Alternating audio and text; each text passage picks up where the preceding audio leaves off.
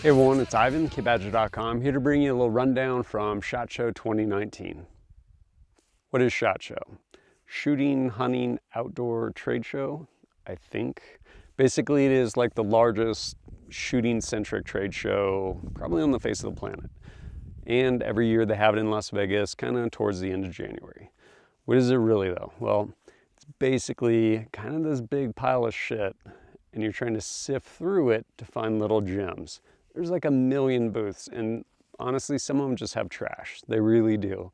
And so you're constantly trying to like find something worth actually seeing amongst all these different floors and levels, like thousands of booths. It's pretty ridiculous. And on top of that, you're trying to like dodge the swag whore with like their battle cart. People drag these carts behind themselves, like totally oblivious, and just like rack people's shins and stuff with them. Of course, some of them are like hard-sided, and they're just filling it with, honestly, Chinese swag that's gonna, I'm assuming, either go on eBay or into the dumpster. I make it a point not to pick up anything unless it's something I actually want and or will use, which frankly isn't very much wandering around that showroom. On top of all that, it's also basically this huge petri dish, and man, statistics are pretty high that you're coming away with it like really, really sick. Fortunately this year I didn't get sick, but in front of the actual convention portion, there's a range day. Before SHOT Show officially started, there was a Sunday range day with Sig Sauer. Went to that, put up a video. Actually, it was really cool, largely in part because there weren't tons of people. The following day, Monday, was the official SHOT Show range day. Total zoo, tons of people, huge lines to shoot things for like, put 5 rounds through something, be like, oh wow, this is amazing. I'm like, no, not really. But to that end, I actually did stand in a couple lines and put rounds through just a couple different weapons. One of which was the Maxim Defense PDX. I will say, to its credit, thing's pretty cool. Largely in part that shooting the 5.56 variant, it's like a 5.5-inch barrel. And while most things are really abusive to shoot, especially with that short of a barrel in that caliber, they did a really good job with the actual like muzzle device on there to where honestly it was pretty pleasant to shoot. Now, if someone was shooting it next to you, which a few minutes later someone was, not so pleasant. But being behind the gun, even being that short, actually shot well. I also shot the 7.62x39 variant, but that one was suppressed.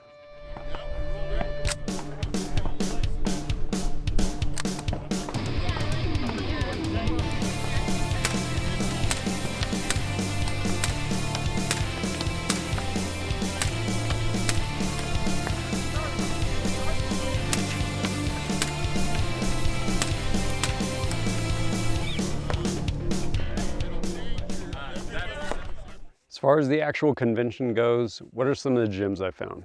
One, it was really good to see the guys over at SB Tactical and check out, among other things, their brand new SBA4 brace. Basically, kind of the same thing as the SBA3, as in it's actually adjustable for length. And on top of that, kind of has ultimately different geometry. So probably be a little more comfortable to shoot. Not that the SBA3 isn't comfortable. That I thought was really cool. On top of that, I love the fact that that company, one, has done tons for the industry with respect to arm braces and actually holding the ATF's feet to the fire. Like, hey, you made this ruling, like stick to it. A lot of good work being done there. But I really appreciate the fact that they work with other, basically manufacturers within the industry to create really good functional braces for all kinds of different weapon systems. That I think is really cool. Stopped by the Scalarworks booth, ran into Phil. One of the really cool things they're coming out with is essentially a magnifier like flipped to the side for Aimpoint, but the way it works is it really kind of moves down and off to the side. So it keeps it actually really close to the weapon. So it's not this giant mass that you're throwing over to the side, like throwing off the balance of your gun. And yeah, just moves really quick, really clean, distinct, whether it's locked out of place or locked in place. I think it's a pretty cool offering from them. Pretty cool offering I've been waiting for from Aimpoint is the ACRO P-1. Ultimately, it's basically a little box-shaped Aimpoint Micro.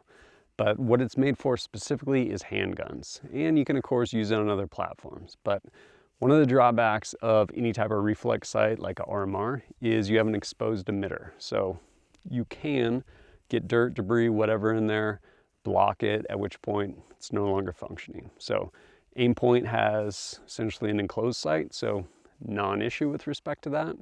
And also the way it's made, it actually uses kind of like a crossbolt, like a mini, basically for like a pick rail.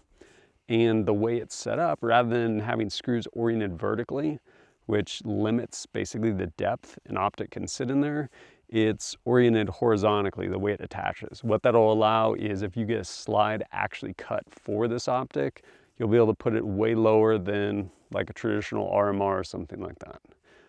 Even though people are freaked out on like the form factor and size, when you think about it with respect to say like a Delta Point Pro, that actually has a bigger footprint both on your pistol as well as like just dimensionally around for you to carry in a holster or clear a holster or anything like that. And yeah, I think it's largely a non-issue.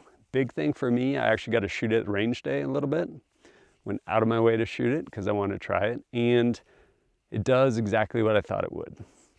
When you present a pistol with a red dot, sometimes, unless you have perfect presentation, you can lose the dot. And then you're doing this trying to find it. Well, with that, brain's an amazing machine. As soon as you throw that up in your periphery, you're looking through this essentially like box square shaped tube. And with that, you'll get ever so slight shadow if you're not looking directly through it. So your brain immediately tells you to basically, hey, I need to move it this way or that. You're immediately shifting your grip ever so slightly unconsciously so you can get rid of the shadow so you're looking directly through it, at which point, of course, the red dot presents itself. I would like to get one to actually put some time in with because I think that's going to be really cool with respect to red dots on pistols. Also while there, got to go over to the Surefire booth, run into my buddy Chris, and check out Surefire's brand new XVL2. What is it? Basically, it's a PEC for your pistol. Both the IR as well as visible range of illuminator, as in flashlight, as well as a laser. So you can use it both with white light as well as with nods, with or without the light, with the laser and the light, laser only, tons of different settings. On top of that, I really appreciate that the way they actually made this one, basically you take the front lenses off the batteries, or front lenses off the unit, replace the battery through the front. So once you have this thing zeroed, you don't need to take it off to remove batteries, swap them out. And in addition to that, they're going to create a DG switch for it, which personally I love DG switch. Did a video a while back on it. And I think this thing will be pretty rad. I asked him, I'm like, hey, people are probably going to want to use this on the carbine. And he said, yes, we have a provision for that. So while the illuminator on it, as far as white light, both the beam throw as well as like lumens, it's like 400 lumens, perfectly acceptable for handgun, but carbine not so much.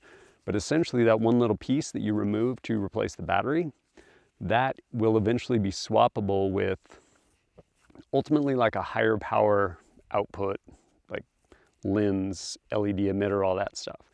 So you can go ahead and swap that out, get yourself a further beam throw if you're going to use that on a carbine. Really cool, like that offering from Surefire, especially being forward thinking as far as how people are going to use it. Also saw one of the new offerings from Pulsar. They make, among other things, they make thermals, and thermals are one of those things that's pretty cool, and more, it's basically getting into the market. So more people are entering into it, more stuff's being produced. Ultimately, we'll see the price come down. But if you haven't ever shot with thermals, they're pretty cool, especially like predator hunting and stuff like that. And yeah, this Pulsar one was pretty neat. Hopefully in the future, I'll get my hands on one of their products and put some time in with it and create a review. I also ran into the guys from Genesis Arms. They make the Gen 12 shotgun. Put out a video a while ago, kind of my first experience with it. Had a range day with them. Thing's pretty cool. Basically, it is a AR-10 patterned shotgun. You can simply swap out the upper receiver onto any DPMS pattern lower receiver. And in the future, they're going to offer basically compatibility with other AR-10 lower receivers. And yeah, throw some magazines in it and you're good to go. And they also have basically complete rifles, but it's good running into those guys at SHOT Show. Something really cool at SHOT Show this year that is decidedly outside of my budget was an offering by Accuracy International. They have submitted essentially an entire weapon package for the ASR, Advanced Sniper Rifle. And US SOCOM put out a solicitation. They're like, hey, we need a rifle that does this, this, all these different calibers, blah, blah, blah. And AI is like, here's our submission. And I think it's really cool when companies actually take their military client and bring that availability over to the civilian market. And so to that end, they're offering limited run, I think 100 of their deployment kits. Basically what a special operator would receive from AI going on deployment. Big hard case, inside it, obviously the ASR rifle. Thing's pretty rad, 3 different barrels, 2 different bolt assemblies for 308, 300 Norma mag, 338 Norma mag. That's an amazing round and crazy expensive.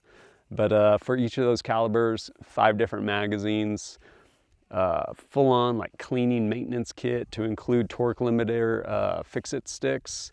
They also have a suppressor cover for the companion Thunderbeast suppressor that it doesn't come with because of NFA stuff, sling, all kinds of stuff to include a soft case, everything in there. Pretty rad package.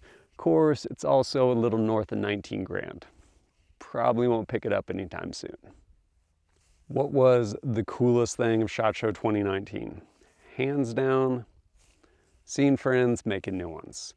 There's tons of shit at SHOT Show, and occasionally there's some really cool stuff, but honestly, my favorite part was running into friends I hadn't seen for a while and making new friends within the industry, people of the same mind that enjoy the same stuff you do, and yeah, bouncing ideas off and just hanging out ultimately. But it was a good time. Looking forward to it next year, even though it's kind of dread, kind of excitement. Ultimately, it's fun, largely in part, just getting to see those friends. But as always, thanks for joining us at kitbadger.com. Look forward to seeing you next time.